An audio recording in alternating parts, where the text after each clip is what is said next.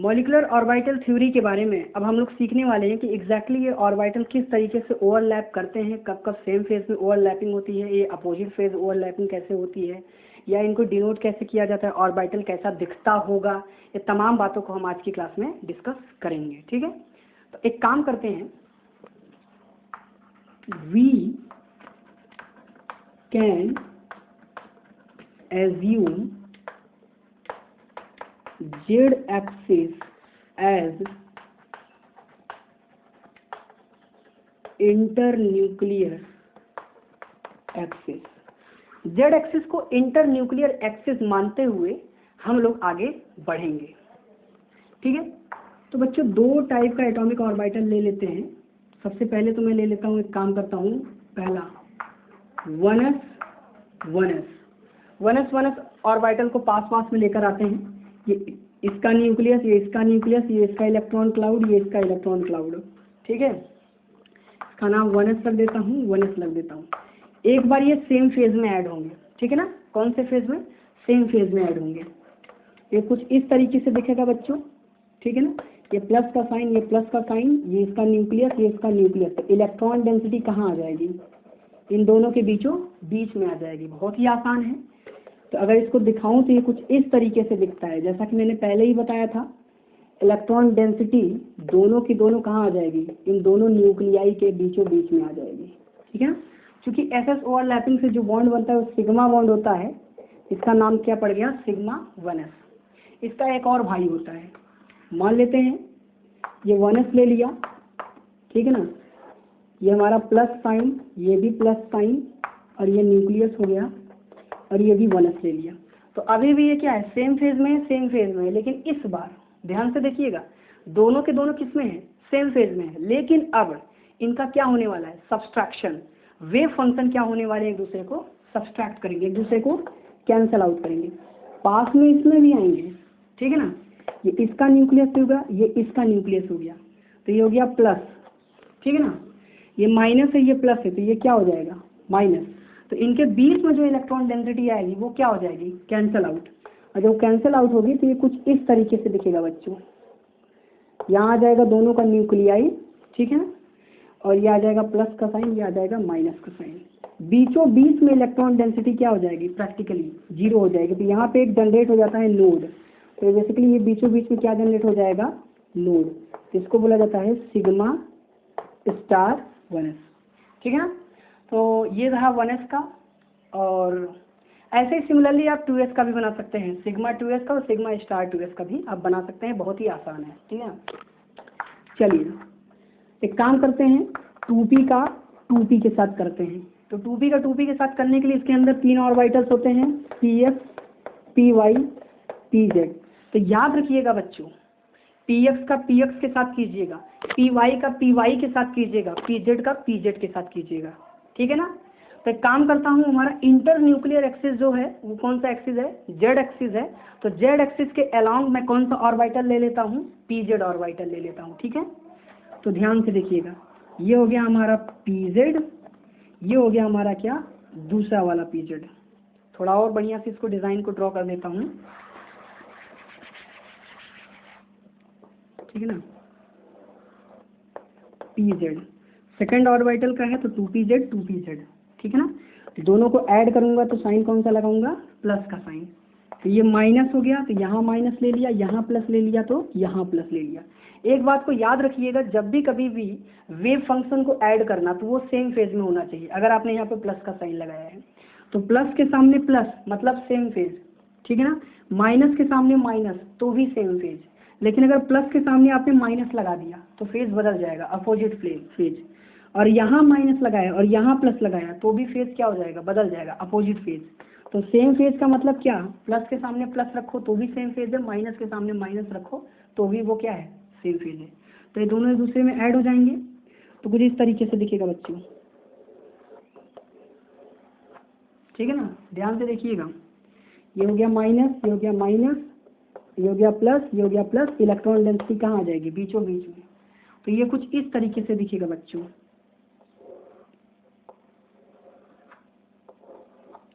Minus minus plus plus, तो electron density कहाँ आ जाएगी, बीचों बीच में आ जाएगी, तो इसको बोला जाता है सिग्मा 2p/z। ठीक है, बहुत ही आसान है, नोट कर लीजिए, नोट कर लिया, बहुत बढ़िया।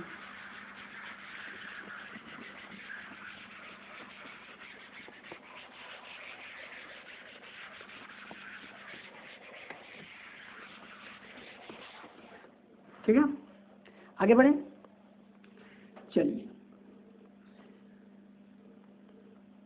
एक और होता है, इसी के अंदर एक और होता है अपोजिट फेज में, ये हो गया प्लस, एक काम करता हूँ इसको दे देता हूँ माइनस, प्लस प्लस माइनस, लेकिन अब इन दोनों को क्या करूँगा मैं, सब्सट्रैक्ट करूँगा, क्या होगा, पास में आएंगे, ये हो गया हमारा प्लस। ठीक है, अच्छा एक बात आप याद रखिएगा बच्चों, ये माइनस है और यहाँ पे क्या है, प्लस है, तो माइनस का मल्टीप्लाई जब इस प्लस के साथ हो जाएगा तो ये क्या बन जाएगा, माइनस। तो यहाँ देखिए, यहाँ पे साइन लगा रहा हूँ माइनस का, यहाँ पे साइन लगा रहा हूँ प्लस का, इस माइनस का मल्टीप्लाई इस माइनस से हो जाएगा तो ये क्या बन जाएगा, प्लस। तो फिर से वही बात है, यहाँ पे जब दोनों ऑर्बिटल ओवरलैप करेंगे तो दोनों का फेज क्या है, अपोजिट है, तो एक दूसरे को क्या कर देंगे, कैंसिल आउट कर देंगे, तो ये कुछ इस तरीके से दिखेगा। इन दोनों के बीच की इलेक्ट्रॉन डेंसिटी जब खत्म हो जाएगी तो ये कुछ इस तरीके से दिखेगा। ठीक है ना, बीचों बीच में क्या जनरेट हो जाएगा, नोड। ये प्लस साइन का मतलब एक तरफ से इलेक्ट्रॉन डेंसिटी इधर निकल जाएगी, इधर कौन सा साइन है, माइनस प्लस, हाँ, इधर निकल जाएगी, और यहाँ पे साइन कौन सा आ जाएगा, माइनस एंड माइनस, सही है ना, सॉरी यहाँ पे आ जाएगा माइनस और यहाँ पे आ जाएगा प्लस। तो इसको बोला जाता है हमारा क्या, इसको बोला जाता है सिग्मा स्टार 2p/z। ठीक है, चलिए तो ये भी हो गया, इसको नोट कर लीजिए।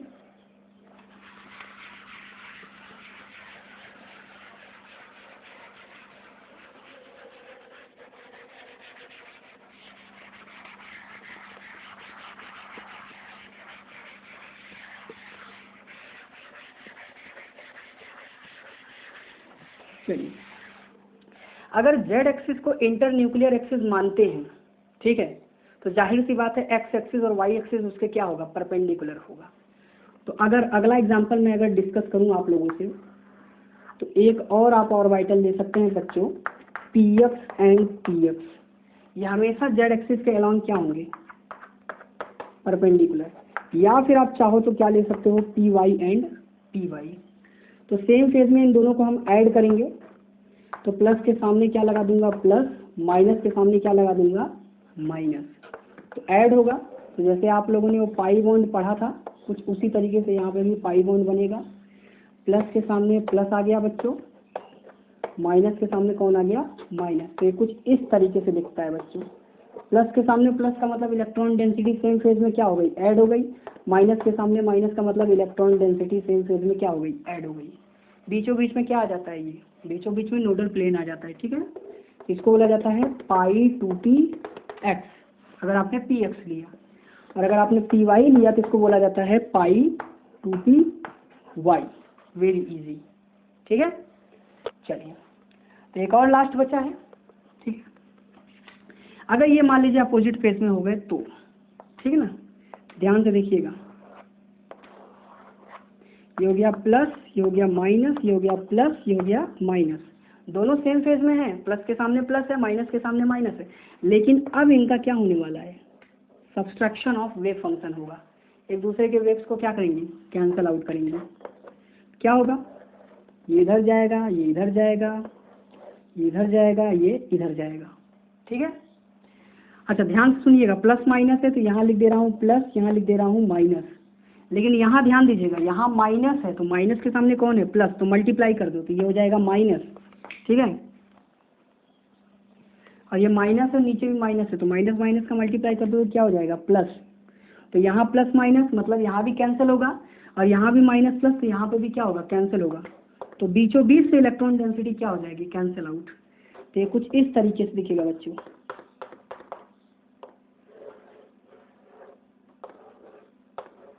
कुछ ऐसा दिखेगा, इलेक्ट्रॉन डेंसिटी एक दूसरे से अवे निकल जाएगी। तो ये हो गया प्लस, ये हो गया माइनस, ये हो गया माइनस, ये हो गया प्लस, ठीक है ना। तो इसको क्या बोला जाता है, पाई स्टार 2p x, या फिर अगर y के रिस्पेक्ट में लिखेंगे तो पाई स्टार 2p y। इतना लिखिए, फिर हम लोग आगे बढ़ते हैं। चलिए अब हम लोग डिस्कस करने वाले हैं मॉलिक्यूलर ऑर्बिटल्स की एनर्जी का ऑर्डर, ठीक है।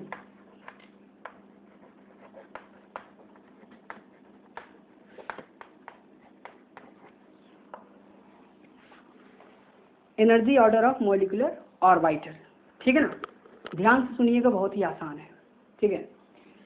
एक तो इसके अंदर ले लेता हूँ 1s, एक इसके अंदर ले लेता हूँ 2s, और एक इसके अंदर ले लेता हूँ 2p।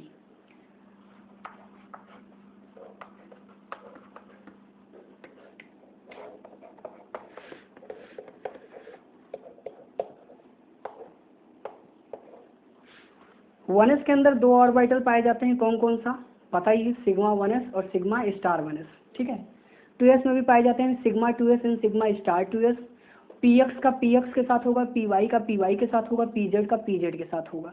px का px के साथ होगा तो पाई 2px pi star 2px। py का py के साथ होगा तो क्या बनेगा, पाई 2py पाई स्टार 2py। और pz का pz के साथ होगा तो क्या बनेगा, इंटर न्यूक्लियर एक्सिस के अलॉन्ग है तो सिग्मा बॉन्ड बनेगा, जाहिर सी बात है, तो sigma 2pz sigma star 2pz, ठीक है ना, क्योंकि वो सेकेंड ऑर्बिटल का है। तो ये मैं लिख रहा हूँ, ध्यान से देखिएगा, sigma 1s sigma star 1s sigma 2s sigma star 2s पाई 2px पाई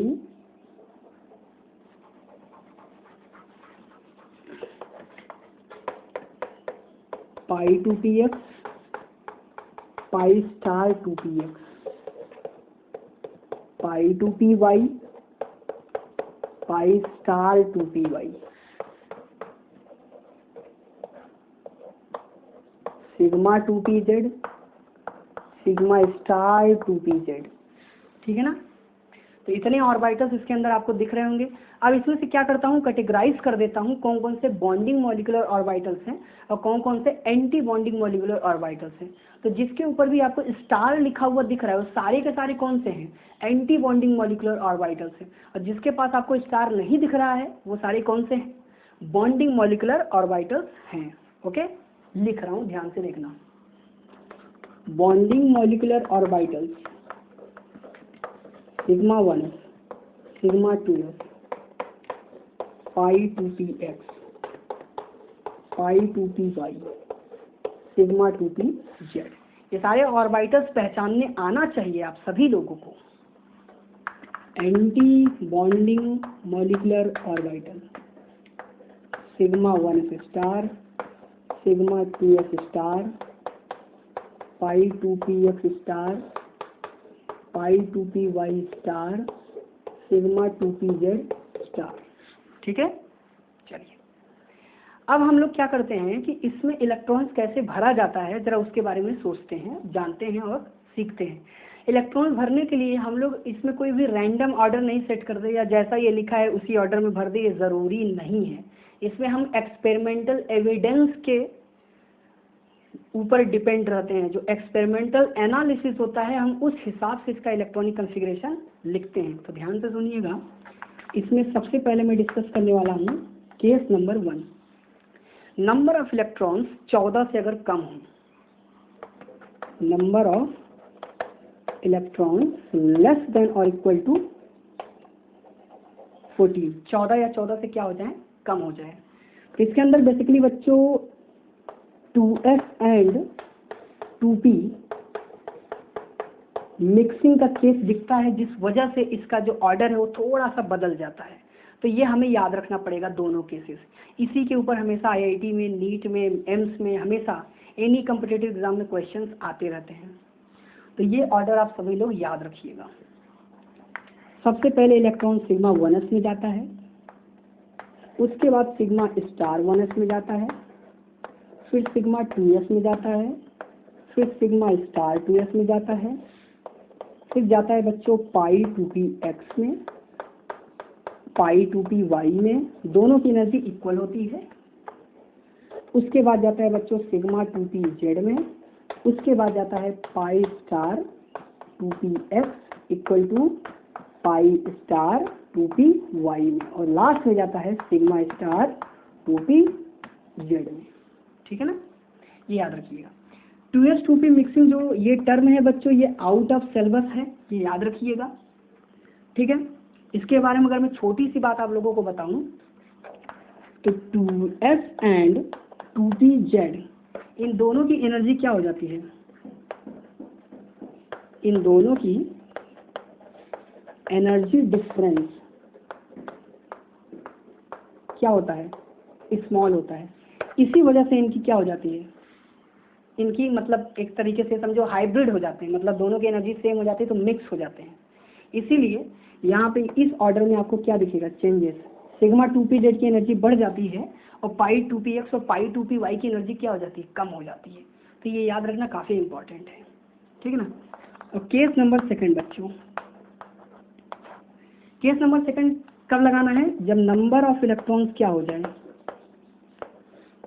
14 से ज़्यादा हो जाए। यहाँ पे 2s 2p मिक्सिंग नहीं होती, यहाँ पे नॉर्मल ऑर्डर आपका चलेगा। ठीक है, तो इधर लिख रहा हूँ इलेक्ट्रॉन सबसे पहले सिग्मा 1s में जाएगा, फिर सिग्मा स्टार 1s में जाएगा, उसके बाद बच्चों जाएगा सिग्मा 2s में, फिर सिग्मा स्टार 2s में जाएगा, उसके बाद सिग्मा 2pz में जाएगा बच्चों, उसके बाद पाई 2px में जाएगा इक्वल टू पाई 2py में जाएगा बच्चों, उसके बाद पाई स्टार 2px में जाएगा equal to pi star 2py में जाएगा, और देन जाएगा सिग्मा स्टार 2pz में। तो ये ऑर्डर याद रखिएगा, आईआईटी के लिए, नीट के लिए काफ़ी ज़्यादा इंपॉर्टेंट है। और इन्हीं दोनों जगह पे कंफ्यूजन आएगा, सिग्मा 2pz की एनर्जी कब कम हो जाती है और सिग्मा 2pz की एनर्जी कब ज़्यादा हो जाती है, ये बात आप लोगों को याद रखना पड़ेगा। ठीक है, नोट कीजिए, फिर हम लोग आगे शुरू करते हैं।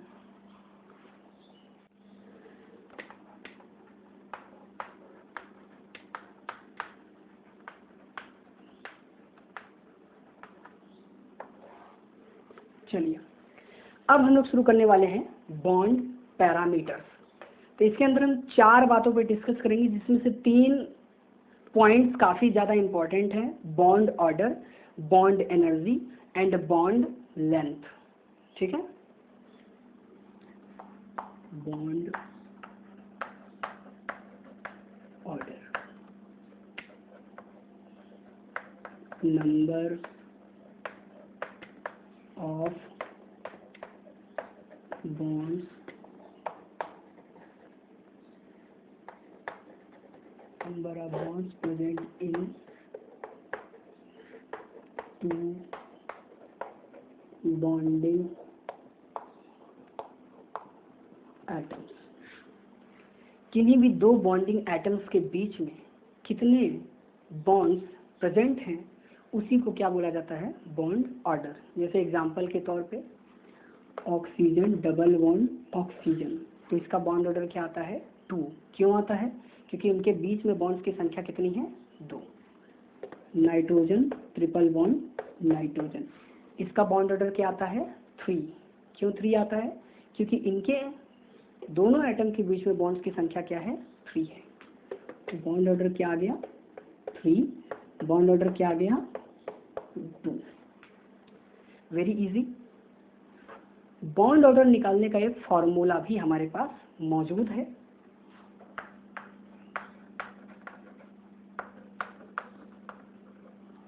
बॉन्ड ऑर्डर को शॉर्टकट में B.O कहा जाता है। फॉर्मूला है NB माइनस Na/2, जहाँ पे NB का मतलब क्या होता है, number of number of electrons in bonding molecular orbital, और Na का मतलब क्या होता है, number of electrons in anti bonding molecular orbital.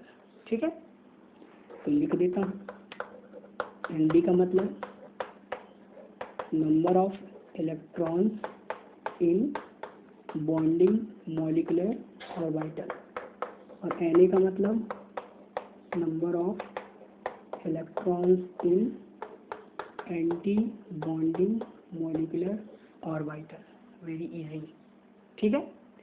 पहला पॉइंट हो गया बॉन्ड ऑर्डर का। दूसरा क्वेश्चन आता है बॉन्ड एनर्जी से।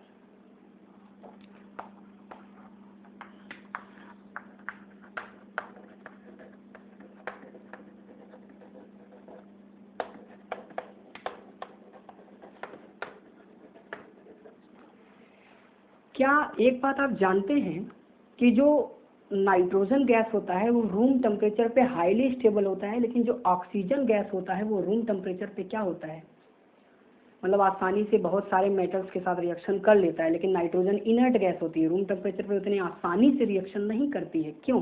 क्योंकि नाइट्रोजन की बॉन्ड एंथैल्पी क्या होती है, ज़्यादा। नाइट्रोजन की बॉन्ड एनर्जी क्या होती है, ज़्यादा। तो उसके पीछे कारण क्या है? कारण ये है कि नाइट्रोजन और नाइट्रोजन के बीच के बॉन्ड को तोड़ने के लिए ज़्यादा एनर्जी देनी पड़ती है। अगर मैं ना जानता हूँ, अगर मुझे ना पता हो कि दोनों में बॉन्ड एनर्जी किसकी ज़्यादा है और किसकी कम है, तो हम ये टेक्निक लगाएंगे कि जिसका बॉन्ड ऑर्डर ज़्यादा होता है उसकी बॉन्ड एनर्जी ज़्यादा आती है। अगर आपके ऊपर के एग्जांपल्स क्लियर हों तो नाइट्रोजन गैस का बॉन्ड ऑर्डर 3 आया है और ऑक्सीजन गैस का बॉन्ड ऑर्डर क्या आया है, 2। तो जाहिर सी बात है जिसका बॉन्ड ऑर्डर ज़्यादा होता है उसकी बॉन्ड एनर्जी क्या आती है, ज़्यादा। तो नाइट्रोजन गैस की बॉन्ड एनर्जी क्या होती है, सबसे ज़्यादा होती है, याद रखिएगा। तो हम इस टेक्निक की मदद से भी बहुत सारे क्वेश्चंस का आंसर निकाल सकते हैं। तीसरा, bond order is inversely proportional to bond length. Bond length के क्या होता है, इनवर्सली प्रोपोर्शनल होता है, ठीक है। ये बात आप लोग याद रखिएगा। और एक और पॉइंट आप लोगों को लिखवा रहा हूँ, चौथा पॉइंट जो काफी इंपॉर्टेंट है, स्टार लगा देता हूँ।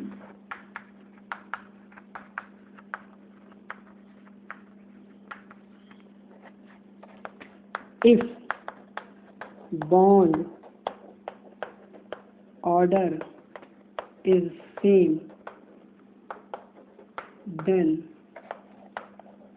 stability is directly proportional to number of electron in bonding molecular orbital divided by number of electron in anti-bonding molecular orbital। ये रूल कहाँ याद करना है या ये टेक्निक कहाँ लगेगी, मैं आप लोगों को क्वेश्चन करने के बाद बताऊंगा, ठीक है ना। तो पहले आप इतना नोट कीजिए, फिर हम लोग क्वेश्चंस शुरू करते हैं। तो अब हम लोग कुछ एग्जाम्पल्स के बारे में डिस्कस करने वाले हैं, जिसमें एक हाइड्रोजन मॉलिक्यूल दिख रहा होगा आपको, एक डाई हीलियम मॉलिक्यूल दिख रहा होगा, एक डाई लिथियम और एक डाई बोरोन, ठीक है। हाइड्रोजन मॉलिक्यूल टोटल कितने इलेक्ट्रॉन्स होते हैं, 2। हीलियम 2 कितने इलेक्ट्रॉन्स होते हैं, टोटल 4। पूरे मॉलिक्यूल की बात चल रही है, इस बात को ध्यान से समझना। Li2 6 इलेक्ट्रॉन, B2 10 इलेक्ट्रॉन, ठीक है। कॉन्फ़िगरेशन लिखते हैं, इसका आएगा सिर्फ सिग्मा 1s2, ठीक है। वो सारे ऑर्बिटल्स जो वाला जो ऑर्डर लिखवाया था वो आप इसको याद कर लेना, ठीक है ना। 14 से कम वाले को अभी मैं टारगेट कर रहा हूँ, ठीक है। इसमें टोटल 4 इलेक्ट्रॉन है, तो 2 इलेक्ट्रॉन तो चला जाएगा सिग्मा 1s2 के अंदर और 2 इलेक्ट्रॉन जाएगा सिग्मा स्टार 1s2। 6 इलेक्ट्रॉन्स हैं, sigma 1s, sigma star 1s, sigma 2s। तो 2 यहाँ, 2 यहाँ और 2 यहाँ चले गए, ठीक है। 10 electrons, sigma 1s, sigma star 1s, sigma 2s, sigma star 2s, पाई 2px, पाई 2py। भरना शुरू करें। 2 यहाँ भी 2, यहाँ भी 2, यहाँ भी 2, कितने हो गए टोटल 8, 9, 10। इन दोनों की एनर्जी इक्वल होती है, इसलिए इसमें पहले एक एक इलेक्ट्रॉन भरा जाता है। ठीक है, चलिए बॉन्ड ऑर्डर निकालते हैं, बॉन्ड ऑर्डर निकालते हैं सबका।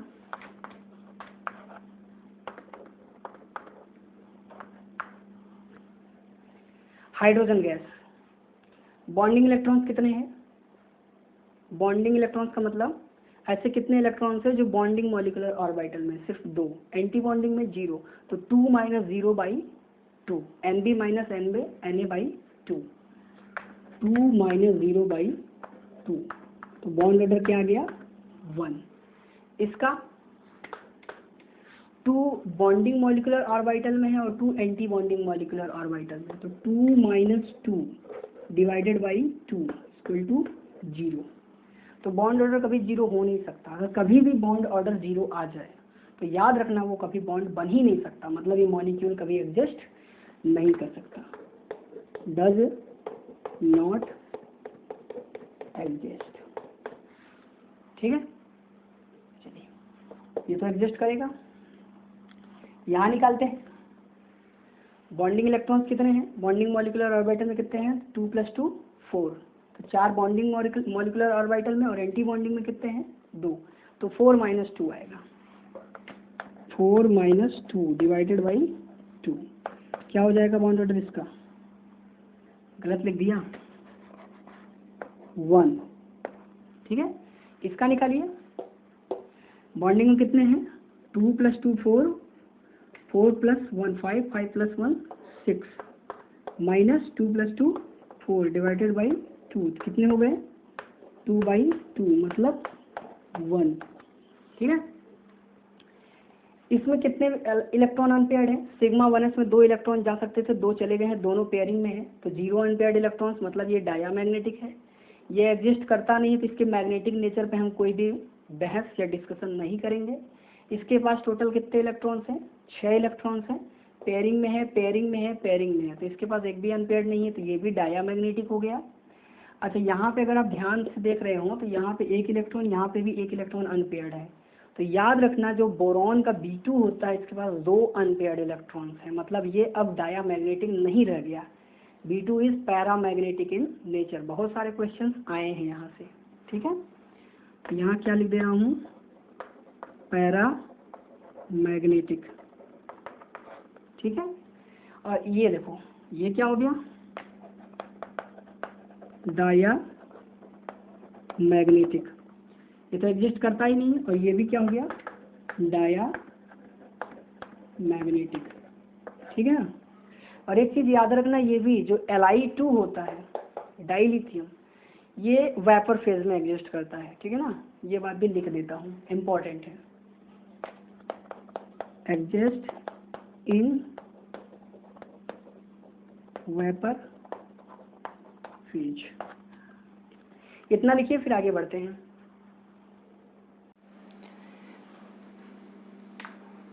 C2 N2 O2 O2 minus, इतना ले लेते हैं। ठीक है, C2 कितने इलेक्ट्रॉन्स होते हैं बच्चे? 12 इलेक्ट्रॉन्स। N2 में कितने इलेक्ट्रॉन्स होते हैं? Total 14 electrons. ठीक है, 14 इलेक्ट्रॉन्स होते हैं। O2 में टोटल कितने इलेक्ट्रॉन्स होते हैं? 16 इलेक्ट्रॉन्स, और यहाँ पे कितने इलेक्ट्रॉन्स होते हैं? Total 17 electrons.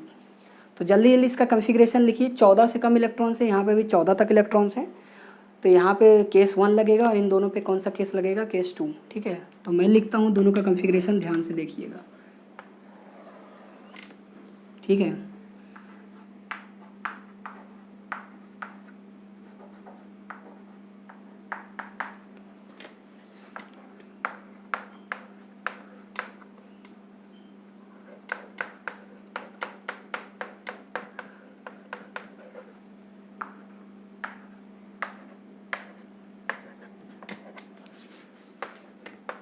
यही कॉन्फ़िगरेशन होगा। ध्यान से देख लीजिए, 2 2 4 4 2 6 6 2 8 8 2 10 10 2 12, 12 इलेक्ट्रॉन्स हो चुके हैं। ठीक है, अब इसका बॉन्ड ऑर्डर निकालते हैं। ठीक है,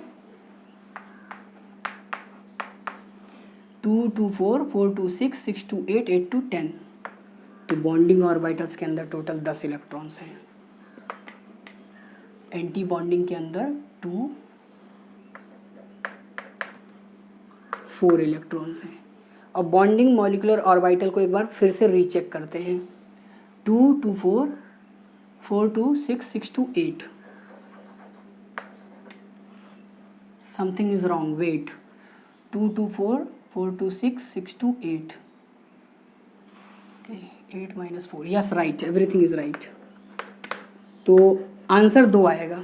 तो C2 का बॉन्ड ऑर्डर क्या आ गया, कार्बन डबल बॉन्ड कार्बन होता है, तो इसका बॉन्ड ऑर्डर क्या आ गया, 2 आ गया। तो एक बात हमेशा याद रखिएगा बच्चों कि ये जो दोनों के दोनों बॉन्ड होते हैं, बोथ आर पाई बॉन्ड, दोनों के दोनों कौन से बॉन्ड होते हैं, पाई बॉन्ड होते हैं। और ये एग्जिस्ट करता है, exist at vapour phase, vapour phase में एग्जिस्ट करता है, ये भी बात याद रखना। और C2 में ये जो दोनों बॉन्ड होते हैं, ये पाई बॉन्ड इसलिए होते हैं क्योंकि ये जो चारों इलेक्ट्रॉन्स हैं, ये चारों के चारों इलेक्ट्रॉन्स कहाँ चले गए, पाई ऑर्बिटल के अंदर, पाई मॉलिक्यूलर ऑर्बिटल के अंदर चले गए, इसलिए ये जो दोनों बॉन्ड होते हैं ये कौन से होते हैं, पाई बॉन्ड। नहीं तो जनरली हमने यही सीखा है कि जो मतलब पाई बॉन्ड्स होते हैं और सिग्मा बॉन्ड होते हैं, मतलब जो डबल बॉन्ड होते हैं जनरली वो सिग्मा एंड पाई बॉन्ड का ही क्या होता है, कॉम्बिनेशन होता है। ठीक है, अच्छा O2 के बारे में ज़रा सा ध्यान से देखते हैं। O2 इस बार 14 से ज़्यादा इलेक्ट्रॉन वाला जो कॉन्फ़िगरेशन था ना, हम उसी को लिखने वाले हैं। ठीक है ना, चलिए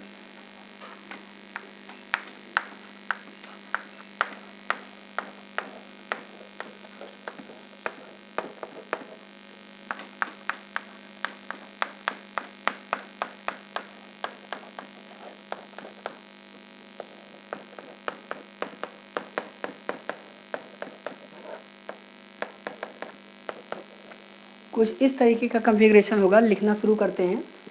ठीक है, 2 यहाँ, 2 यहाँ, 2 यहाँ, 2 यहाँ, 2 यहाँ, 2 2 1 1। ठीक है, अब अगर आप ध्यान से देखिए बच्चों, ठीक है ना, तो सारे इलेक्ट्रॉन इसमें किस में है, पेयरिंग में है, लेकिन ये लास्ट वाले जो 2 इलेक्ट्रॉन है किस में चले गए, अनपेयर में चले गए। इसलिए O2 क्या होता है, पैरामैग्नेटिक नेचर का होता है। तो यही चीज़ को एक्सप्लेन वैलेंस बॉन्ड थ्योरी से नहीं किया जा सकता था, इसलिए मॉलिक्यूलर ऑर्बिटल थ्योरी की क्या हुई, खोज हुई या डेवलपमेंट हुआ। ठीक है ना, ये वही कंसेप्ट है, आप खुद समझ सकते हैं कि ये जो है ये O2 अपना ये क्या हो गया, paramagnetic in nature, paramagnetic in nature.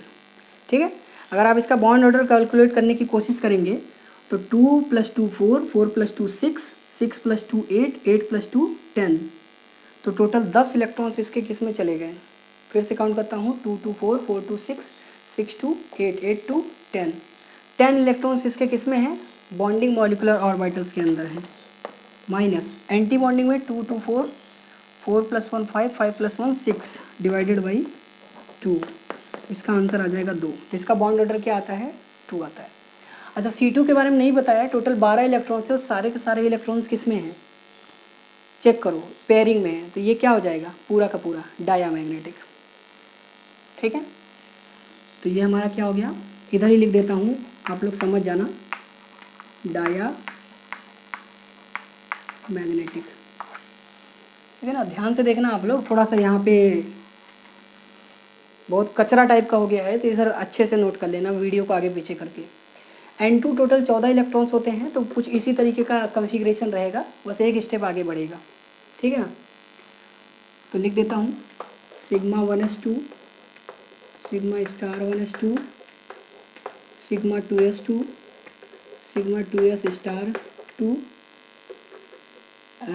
4 हो गया, पाई 2p x = पाई 2p y, यहाँ पे भी 2, यहाँ पे भी 2, तो 12 हो गया, सिग्मा 2p z 2 ये हो गया। अच्छा, इसमें 14 इलेक्ट्रॉन से सारे के सारे किस में है, पेयरिंग में, तो ये डायामैग्नेटिक होता है, याद रखना, डायामैग्नेटिक नेचर का होता है, ठीक है। और इसमें अगर ये पूछा गया तो इसके बॉन्ड ऑर्डर क्या होता है, तो बॉन्ड ऑर्डर हम निकाल सकते हैं, अपने पास फॉर्मूला है। बॉन्डिंग मॉलिक्यूलर ऑर्बिटल्स में कितने इलेक्ट्रॉन्स हैं, जरा काउंट करो, 2 2 4 2 6 2 8 2 10, 10 है माइनस, और 2 2 4 डिवाइडेड बाई 2 6/2, मतलब इसके कितने हो गए 3, ठीक है ना। इसका आप लोग खुद निकालना, इसका आंसर बता देता हूँ। O2 माइनस का जो बॉन्ड ऑर्डर होता है अगर आप निकालोगे तो 17 इलेक्ट्रॉन्स होते हैं, 1.5 होता है, ठीक है ना। और ये क्या होता है, ये पैरामैग्नेटिक का होता है, ठीक है। एक चीज़ हमेशा याद रखना, जिसमें इवन नंबर ऑफ इलेक्ट्रॉन होते हैं, इवन नंबर ऑफ इलेक्ट्रॉन, और जिसमें ऑड नंबर ऑफ इलेक्ट्रॉन होते हैं, ठीक है ना। तो इवन नंबर ऑफ इलेक्ट्रॉन को हमेशा क्या होता है, वो ज़्यादातर क्या होते हैं, डायामैग्नेटिक,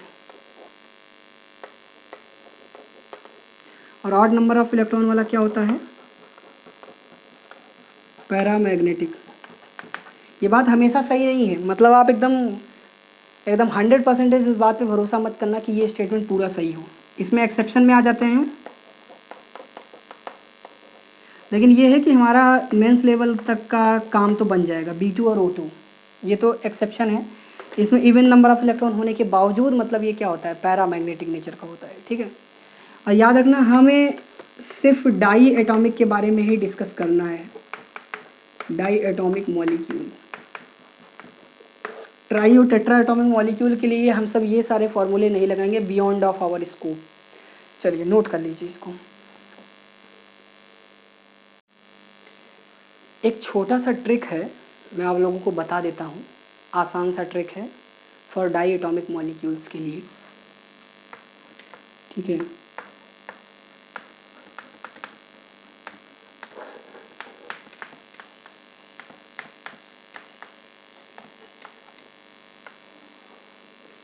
मान लीजिए नंबर ऑफ इलेक्ट्रॉन 0 से, 0 तो नहीं, मतलब 1 से लेकर 8 तक हो, ठीक है, 1 से 8 इलेक्ट्रॉन्स हो, तो आप लोग जो है बाबा का कॉन्सेप्ट लगा सकते हैं।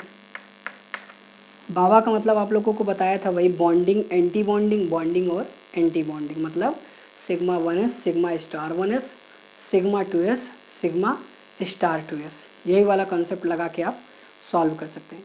मान लीजिए 8 से ज़्यादा इलेक्ट्रॉन्स हो गया, 9 10 11 12, तो बार बार आप फॉर्मूले लगा कर अगर क्वेश्चन को सॉल्व करेंगे तो बहुत ज़्यादा ही टाइम क्या हो जाएगा, स्पेंड हो जाएगा, और हम बाकी के क्वेश्चंस को नहीं कर पाएंगे। तो इस ट्रिक को ज़रा ध्यान से देखना। 9 इलेक्ट्रॉन, 10 11 12 13 14 15 16 17 18 19 20 इलेक्ट्रॉन्स तक का सफ़र है, ठीक है। 14 पे ध्यान दीजिएगा, अगर 14 इलेक्ट्रॉन्स हैं, ठीक है ना, तो यहाँ पे बॉन्ड ऑर्डर 3.0 होता है, और इसके बाद यहाँ से 0.5 आप क्या करते जाइए, कम करते जाइए, आपको आपका आंसर मिलता चला जाएगा, ठीक है। ये हो गया 3.0, तो ये हो जाएगा 2.5, ये हो जाएगा 2.0, ये हो जाएगा 1.5, ये हो जाएगा 1.0, 2.5, 2.5, 2.0, 1.5, 1.0, 0.50, ठीक है। कुछ चलता फिरता एग्जांपल ले लेते हैं जो हमने अभी कुछ देर पहले डिस्कस किया था, जैसे कि B2 N2 O2। B2 पे नंबर ऑफ इलेक्ट्रॉन्स कितने हैं, 10 हैं, तो 10 इलेक्ट्रॉन पे बॉन्ड ऑर्डर क्या आ गया, 1। N2 में इलेक्ट्रॉन्स की संख्या कितनी है, 14 है, तो बॉन्ड ऑर्डर क्या आ गया, 3.0। O2 में इलेक्ट्रॉन्स की संख्या कितनी है, 16 है, तो बॉन्ड ऑर्डर क्या आ गया, 2.0। दिख ही रहा होगा ये काफ़ी हद तक काम कर रहा है अपना ट्रिक, ठीक है। एक और एग्जांपल लेता हूँ, O2 O2 O2 O2, यहाँ लगा देता हूँ प्लस, यहाँ माइनस, यहाँ पे 2 माइनस, ठीक है ना। एक और काम करता हूँ, O2 2+। पहले इलेक्ट्रॉन्स लिखते हैं। O2 के पास कितने इलेक्ट्रॉन्स होते हैं? 16। एक आया 17, 2 आया 18, 2 गया 14, लेकिन यहाँ देखना एक ही गया है तो 15।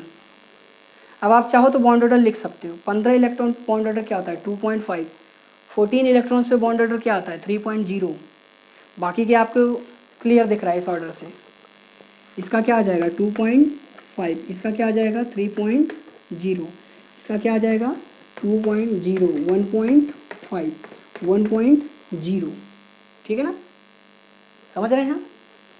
चलिए, तब इसका बॉन्ड ऑर्डर का ऑर्डर लिख लीजिए।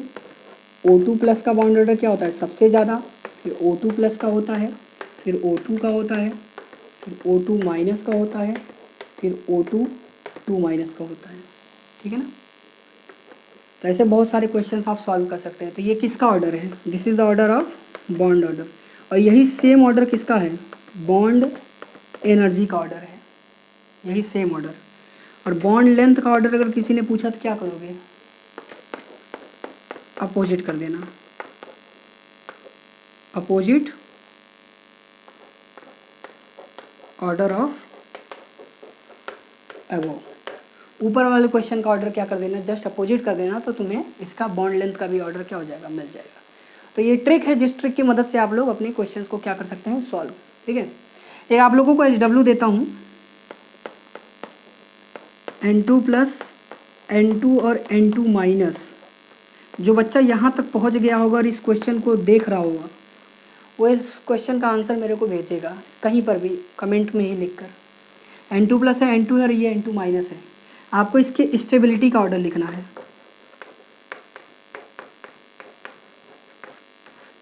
ठीक है ना? और एक एक्सेप्शन भी याद रखिएगा, क्या पता आ जाए। एक एक्सेप्शन याद रखिएगा, Cu का प्लस चार्ज, ये जो दिख रहा है आपको Cu का प्लस चार्ज, इसका बॉन्ड ऑर्डर 3.5 होता है exceptionally, beyond of our scope. इसका एक्सप्लेनेशन अपने सिलेबस से नहीं है। Cu+ चार्ज का बॉन्ड ऑर्डर क्या होता है? 3.5। तो आज के लिए बस इतना ही करते हैं। अगले लेक्चर में हम लोग प्रीवियस ईयर के questions like NEET, AIIMS, IIT advance, IIT mains के सारे क्वेश्चंस को हम क्या करेंगे? डिस्कस करेंगे। लिमिटेड क्वेश्चंस होंगे, अच्छे अच्छे क्वेश्चंस। ठीक है ना? ओके बच्चों, बाय बाय।